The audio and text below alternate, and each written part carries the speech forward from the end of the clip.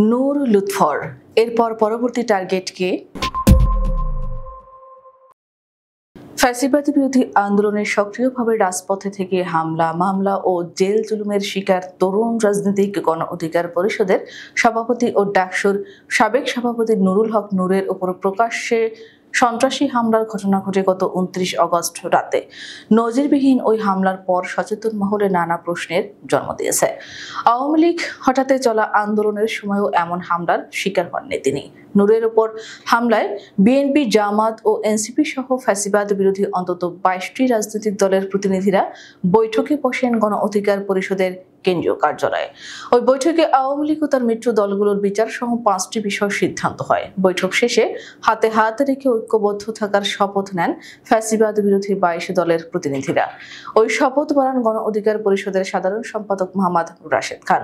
বৈঠক শেষে ফেরার পথে সন্ত্রাসী হামলার শিকার হন জাতীয় গণতান্ত্রিক পার্টির একাংশের সভাপতি খন্দকার লুৎফর রহমান। জাগপার প্রতিষ্ঠাতা শফিউল আলম প্রধান দলটির চেয়ারম্যান থাকার সময় লুৎফর রহমান ছিলেন পার্টি ও সাধারণ সম্পাদক।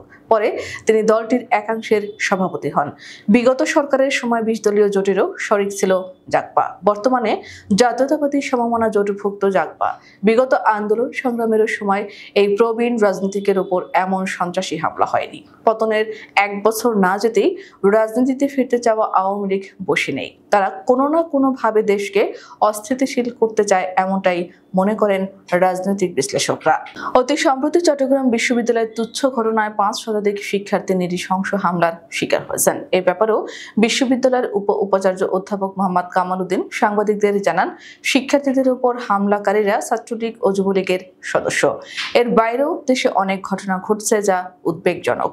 নুরুল হক নূরের উপর হামলার মাত্র ৩ দিনের ব্যবধানে লুৎফর রহমানের উপর হামলার ঘটনা ঘটে।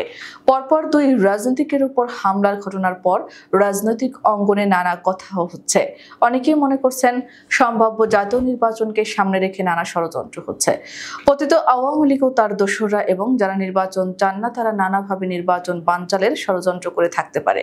বড় কোনো অঘটনের পরিকল্পনাও থাকতে পারে এই অপশক্তিগুলোর।